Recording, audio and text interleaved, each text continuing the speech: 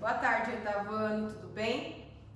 Essa semana então nós vamos aí para a aula de número 5, tá? Coloquei aqui de segunda a sexta-feira, né, que é essa semana, o decorrer dessa semana aí, tá? Hoje nós vamos fazer, então, não vou passar conteúdo, né, vou fazer algo um pouquinho diferente, com a correção dos exercícios que eu passei na aula passada, né? São bastante exercícios, então eu queria fazer a correção com vocês, tirar algumas dúvidas, tá? Para que não fique muita coisa acumulada. Certo? Então o texto, né, que vocês devem ter lido, né, 7 minutos depois da meia-noite, né, já deve ter lido, feito a interpretação, entenderam, né, o texto tá ok, tá? Você já assistiu o filme, né, 7 minutos depois da meia-noite, tá? Se você não assistiu, com a leitura do texto, despertou essa curiosidade, né, de assistir? Aí a resposta pessoal, você pode dizer sim, não, por quê, tá? A número 2, a trama do filme gira em torno de um garoto chamado Connor, tá? Quais são os principais problemas que esse garoto enfrenta no texto e no filme? Nossa, gente, dá até dó, né? Primeiro, ele tem a mãe com câncer, né?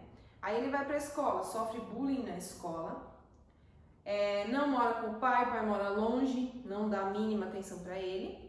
E a avó também, né, uma avó rígida, grossa, não demonstra carinho nenhum, então, né, a questão, ele não tem ninguém, ele ficou sozinho, só tem a mãe dele, mas a mãe dele tá doente, né, então ele tá se sentindo muito sozinho, tá, então esses são os problemas que ele tá enfrentando, tá, principalmente, né, chega na escola, quer conversar com um colega, ainda vai lá e sofre bullying, né. A letra B, que acontecimentos contribuem para que Connor aprenda a lidar com esses desafios? O que aconteceu, né, no texto que fez com que ele aprendesse a lidar com essas situações, né? Então, as conversas que ele tinha com a monstruosa árvore, né? Acontecimento que ocorre nos sonhos. O que ele sonhava e ele conversava com a árvore, né? Então, ele conseguiu se desprender um pouco dessa vida de sofrimento que ele tinha, né? Na número 3, na resenha, afirma-se que Connor era velho demais para ser criança e novo demais para ser um homem. Porque, segundo o autor, a idade do menino contribui para sensibilizar o espectador, que é quem está lendo o texto, tá? Porque o menino, diante da possibilidade de perder a mãe, ele, né, vai ficar sozinho. Então ele vê ali, a mãe tá doente, tá com câncer, vai morrer, não vai. E agora, o que vai acontecer? Na escola não posso contar com ninguém. Com meu pai não posso contar e com minha avó não posso contar, tá?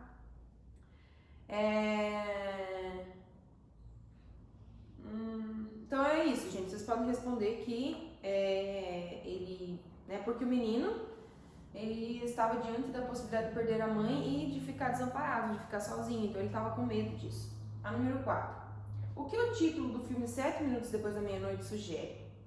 7 minutos depois da meia-noite, né? O que acontece? Meia-noite já é um horário mais tarde, né? Então o que poderia acontecer?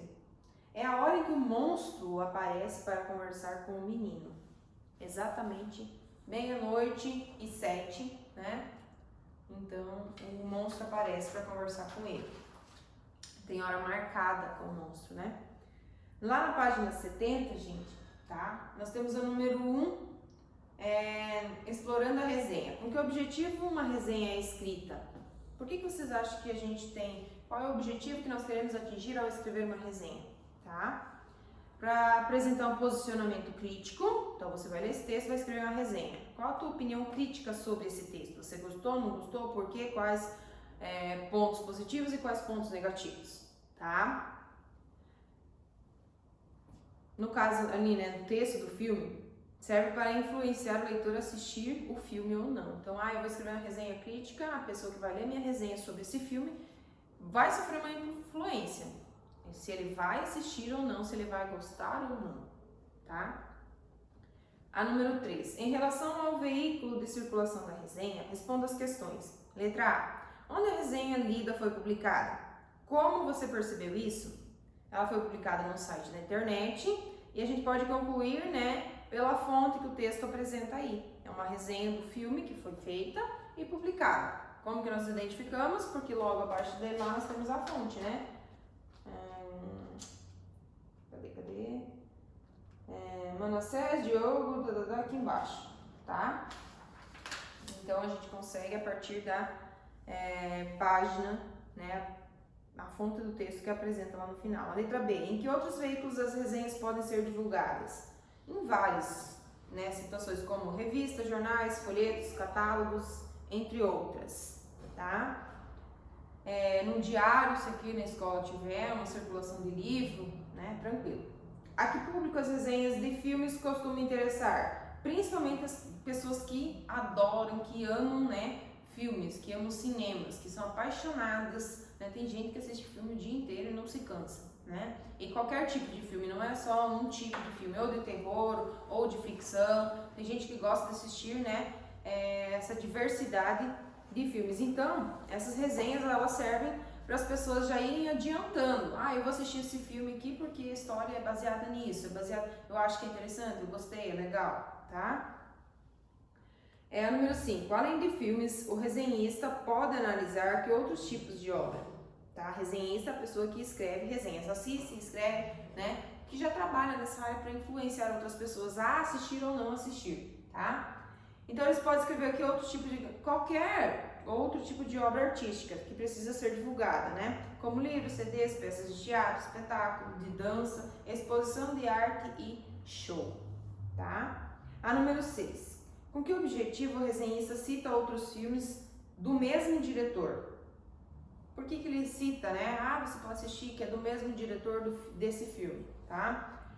Para contextualizar o leitor sobre outras obras desse diretor, de modo a situar a obra resenhada em relação ao seu conjunto de obras, mostrando que ele também apresenta qualidades.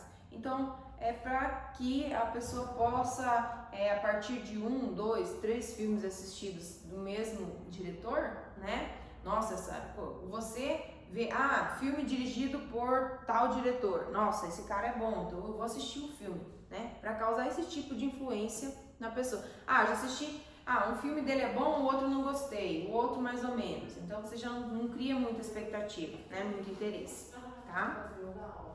A número 7, lá na página 71. Embora o resenhista aponte aspectos positivos em relação ao filme, o que ele menciona?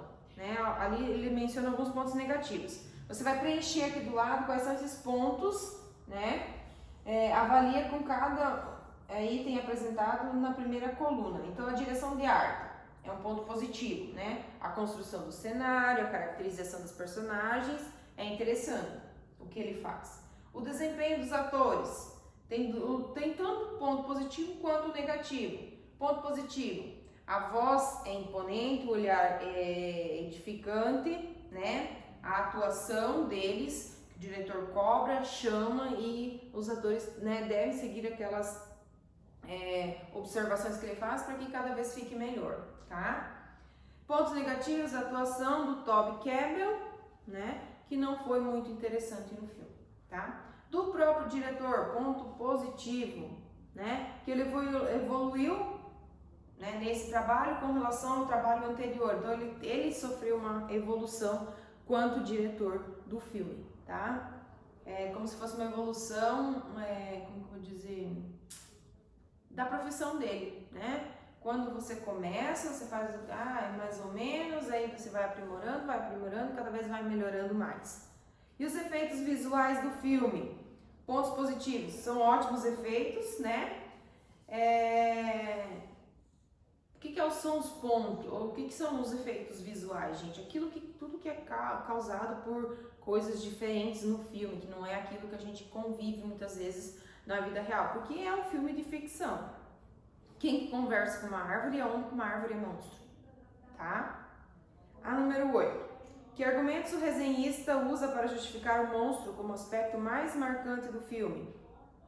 Ele cita a voz e os olhos expressivos do ator, né? Conforme pessoal, então aqui, né, eu vou fazer o filme sobre... tem que chegar, né, chegando, em ponto, fazendo caras e bocas e fazendo gestos, né? Assim é que vai chamar a atenção de quem está assistindo. Se chegar lá, todos os atores estiverem, né, numa posição, de qualquer jeito, falando, meio torto, meio, né, ninguém vai assistir, tá? Então eles querem que mostre ação, um cara feio se for um momento do cara feia, né?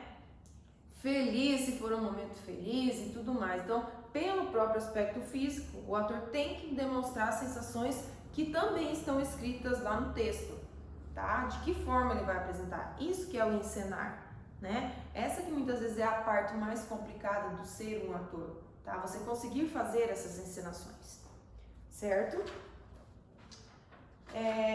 Gente, a número 9, então, é a resposta pessoal. Não tem como vocês se reunirem com os colegas, vocês vão fazer individualmente mesmo. A pesquisa de vocês aí, né? Selecionar um dos aspectos que nós temos ali embaixo. A fotografia e a animação, a trilha sonora, o diretor, o desempenho dos atores e os efeitos sonoros, tá? E você vai fazer um comentário sobre isso, sobre o que você viu no filme. Você acha que esse filme possui todos esses recursos? Sim ou não e por quê? Tá? Vocês podem comprovar com algumas citações próprias do texto. A 10. Geralmente os títulos das resenhas evidenciam a apreciação do resenhista em relação ao objeto tratado. Letra A. O título da resenha lida sugere a aparição positiva ou negativa em relação ao filme? Ela é uma apreciação positiva, né? Pois vai estar antecipando os fatos que vão acontecer nesse filme. Então, muitas vezes você leu a resenha, tá? Depois você vai assistir o filme. Aí você fica pensando, cara, mas eu li isso lá na resenha, quando é que vai acontecer? Você fica esperando aquela, né? Criando expectativa, esperando aquele momento acontecer no filme, tá? A letra B. Que expressões empregadas no título reforçam essa apreciação por parte do resenhista, tá? A drama sem melodrama, né? A tragédia sem comédia, né? São esses dois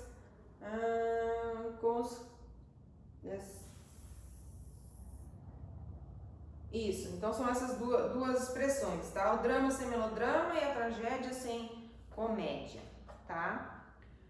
O exercício 11 pede para vocês reler o trecho, né? E observar a expressão que está em destaque ali. Nós temos lá algumas palavras: edificantes, duras, ótimos, imponente, agressivo, solidário, sábio, assustador, expressivo e marcante, tá? Então a letra A, que classe gramatical essas palavras pertencem? O que é a classe gramatical, gente? Se a palavra que você tem ali, se ela é um verbo, um substantivo, um adjetivo, né? Então essas palavras, elas são adjetivas, né? Porque todas são características empregadas a personagem, tá? A letra B, qual a importância dessas palavras na resenha, tá? Então são esses adjetivos, eles estão sugerindo o posicionamento do resenhista sobre o filme que está sendo falado, que está sendo tratado, tá? Então eles sugerem posicionamento, né? Vocês podem colocar aí. Os adjetivos sugerem o posicionamento do resenhista sobre o filme. A 12. Cite um trecho do texto em que seja possível identificar o repertório cinematográfico do resenhista. O que ele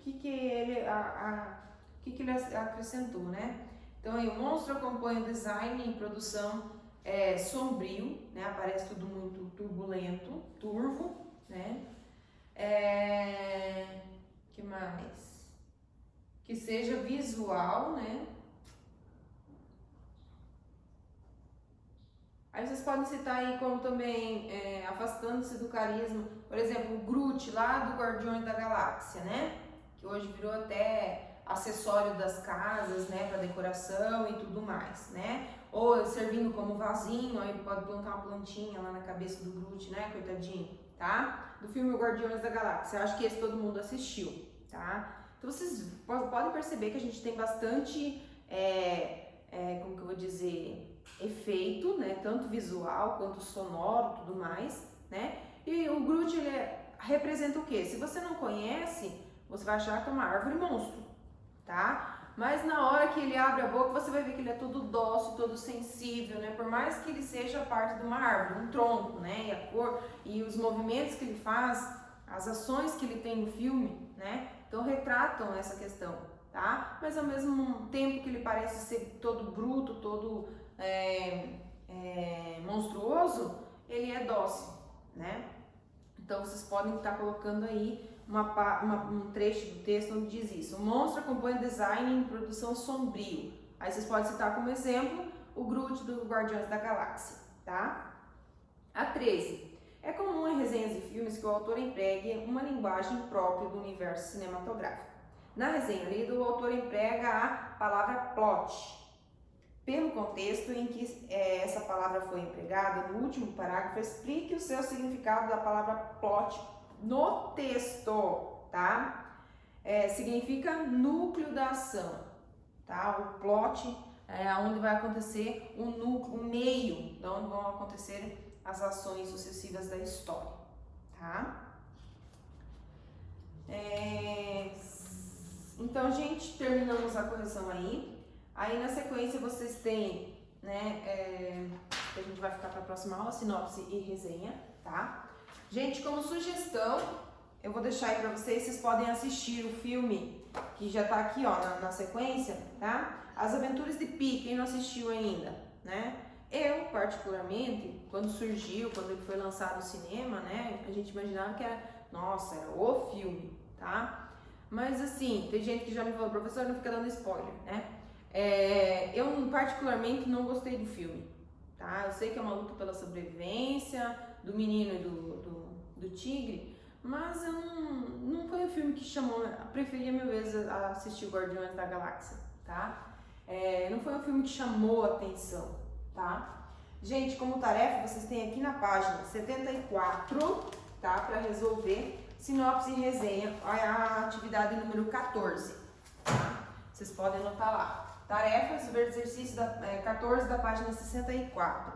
E a leitura do livro, que deve continuar, As Cores da Escravidão. Quem começou já pode ir fazendo a ficha de leitura lá do livro, tá? Igual vocês fizeram no primeiro e já vão entregar essa semana. Quem não iniciou, gente, por favor, corre atrás, porque vocês também vão entregar, como entregar esse primeiro, vocês também vão entregar esse segundo, tá? Que é uma ficha, daí eu vou avaliar, vou fazer a correção e vou fazer a avaliação de vocês através da ficha, tá ok? Então as atividades aqui, qualquer dúvida que vocês tiverem agora, a gente tem o grupo, tá? Pode me chamar lá no grupo, tirar dúvida, não tem problema. Todo momento tô lá, pronto para responder, tá ok? Beijo para todo mundo, espero que todos estejam se cuidando e até a próxima aula, tá?